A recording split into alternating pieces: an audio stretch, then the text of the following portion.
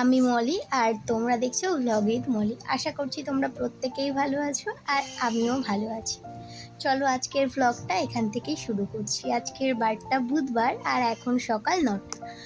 আমি আজকে ঠাকুর মশাইয়ের চালটা নেওয়ার কথা আছে, তো আমি কালকেই সমস্ত কিছু তুলে ভালো করে পরিষ্কার করে নিয়েছি। এরপর বাড়ির পুজো টুজো দিয়ে নিয়েছি।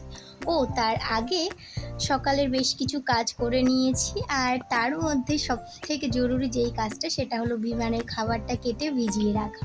তার কারণ বিমানকে এখন আমি একটা নতুন ভেজিটেবল ডাল বানিয়ে দিচ্ছি, যেটার মধ্যে থাকছে পালং শাক, কুমড়ো আর তার সঙ্গে পটলটা আমি আজকে দিয়েছি। তবে পালং শাক দিয়ে ডালটা খেতে বড়রাও তোমরা খেতে পারো, বেশ ভালোই লাগে। আমি টেস্ট করে দেখেছিলাম আর ভিভানও এটা বেশ ভালোই পছন্দ করছে। তবে ভিভানকে আমি একই খাবার প্রত্যেক দিন দিই না, মাঝে মাঝে হেরফের করে দিই। আজ এটা, কালকে সেটা, পরশুদিন অন্যরকম কিছু একটা বানিয়ে দিই। তবে খাবারটা যেন টেস্টি হয় এই দিকে তোমাদের খেয়াল রাখতে হবে, তাহলে দেখবে বাচ্চা একদম জেদ না করেই খাবারটা খেয়ে নেবে। ভিভানের খাবারটা কিভাবে বানিয়েছি চলো বলে দিই। কড়াইয়ে কিছুটা পালং শাক আর তার সঙ্গে কুমড়ো এবং পটলকে ভালো করে সেদ্ধ করে জলটা ফেলে ধুয়ে নিয়েছি। তার আগে 1 ঘন্টা মতন আমি ভিজিয়ে রেখেছিলাম। এরপর কড়াইয়ে অল্প একটু বাটার বা আমি সর্ষের তেল দিয়েছি, তোমরা চাইলে বাটার দিতে পারো, ফ্লেভারটা আরও ভালো হবে।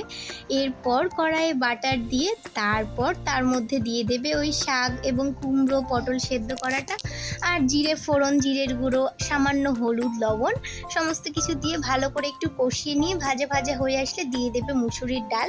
ওটা যতক্ষণ না ভালোভাবে সেদ্ধ হয়ে যাবে, একদম পুরোপুরি সেদ্ধ করে নেবে, তাহলেই দেখবে এই ডালটা ভীষণ সুস্বাদু হয় খেতে। তোমরা বড়রাও খেতে পারবে এবং বাচ্চারা তো এটা ভীষণ ভালো খাবে। এবার চলো আমি একটা ইলিশ মাছের খুব সহজ রেসিপি তোমাদের সঙ্গে শেয়ার করছি। আর এটা হলো বেগুন এবং কালো জিরে দিয়ে একটা তরকারি। এটা রান্না করতে সেরকম কোনো ঝামেলা নেই, তোমরা যে কেউ খুব সহজেই করতে পারবে। কড়াইয়ে কিছুটা সর্ষের তেলে ইলিশ মাছ লবণ হলুদ মাখিয়ে ভেজে নেবে, তারপর বেগুনটাকে ভেজে তুলে নেবে। আর বেগুনটা ভাজা হয়ে গেলে তার মধ্যে কালো জিরে কাঁচা লঙ্কা দিয়ে গরম জল ঢেলে দেবে। তারপর দিয়ে দেবে বেগুনটা যখন ভালো করে সেদ্ধ হয়ে যাবে দিয়ে দেবে মাছ দেওয়া হয়ে গেলে লবণ হলুদ দিয়ে নামিয়ে নিলেই তৈরি হয়ে যাবে। হ্যাঁ, ফুটাবে ভালো করে ফুটিয়ে জলের কাঁচা গন্ধটা চলে গেলে তারপর নামিয়ে নেবে। দেখবে এটা খেতে দারুণ লাগে। যারা বেগুন এবং ইলিশ মাছ দুটো খেতে পছন্দ করো, যারা ইলিশ মাছ এবং বেগুন খেতে ভালোবাসো, তাদের এটা খুব ভালো লাগবে।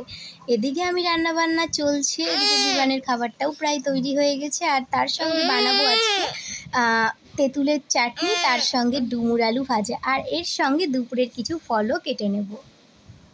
আজকের ভ্লগটা আমি এখানেই শেষ করছি। দেখা হবে অন্য কোনো ভ্লগে। আজকের জন্য এতটুকুই।